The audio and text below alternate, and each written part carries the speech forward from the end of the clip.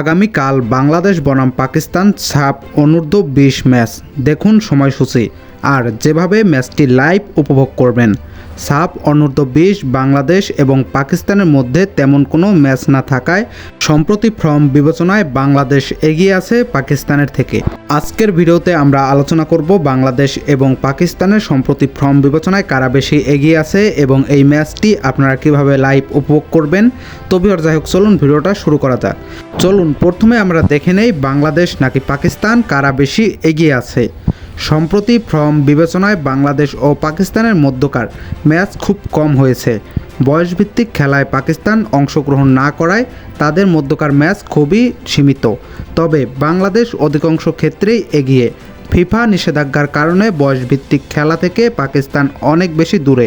অন্যদিকে বাংলাদেশ অনূর্ধ্ব-20 দল ধারাবাহিকভাবে এএফসি ও সাফ ফুটবল টুর্নামেন্ট খেলে যাচ্ছে।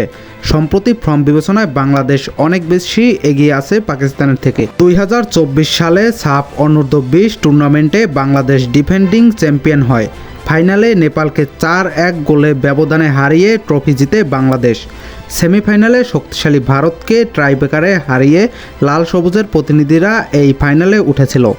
দলের গোলকিপিং ও আক্রমণ ভাগ সব থেকে বেশি এগিয়ে আছে বাংলাদেশের। অন্যদিকে পাকিস্তান তাদের ফুটবলে তেমন কোনো পরিবর্তন আনতে পারেনি। তারা টুর্নামেন্ট জেতার মানসিকতা এখন পর্যন্ত অর্জন করতে পারেনি। সব কিছু বিবেচনায় বাংলাদেশ এগিয়ে থাকবে এই ম্যাচটিতে। বাংলাদেশ দক্ষিণ এশিয়ায় সব থেকে বেশি শক্তিশালী দল। এই টুর্নামেন্টে 7টি দল অংশগ্রহণ করবে, যাদেরকে 2টি গ্রুপে ভাগ করা হয়েছে, যেখানে গ্রুপ এতে আছে মালদ্বীপ, নেপাল, ভুটান ও শ্রীলঙ্কা। অন্যদিকে গ্রুপ বিতে আছেন বাংলাদেশ, ভারত ও পাকিস্তান। সাফ অনূর্ধ্ব-20 টুর্নামেন্ট আজ থেকে শুরু হবে, যেখানে আজকে উদ্বোধনী ম্যাচে মাঠে নামবে 4 দল, অর্থাৎ 2টি ম্যাচ আজকে অনুষ্ঠিত হবে, যেখানে প্রথম ম্যাচে মাঠে নামবে নেপাল ভার্সেস ভুটান এবং দ্বিতীয় ম্যাচে মাঠে নামবে শ্রীলঙ্কা ভার্সেস মালদ্বীপ। এবং আগামীকাল অর্থাৎ 24 মার্চ বাংলাদেশ বনাম পাকিস্তান বিকাল 4:45 মাঠে নামবে। এই ম্যাচটি আপনারা লাইভ উপভোগ করতে পারবেন ফেসবুকের মাধ্যমে। আপনারা স্ক্রিনে একটি কিওয়ার্ড দেখতে পারতেছেন, সিম্পলি এই কিওয়ার্ড ফেসবুকে সার্চ করে দিবেন। তারপরে আপনারা ফেসবুক পেজে এই ভিডিওটি বা এই ম্যাচটি আপনারা লাইভ উপভোগ করতে পারবেন।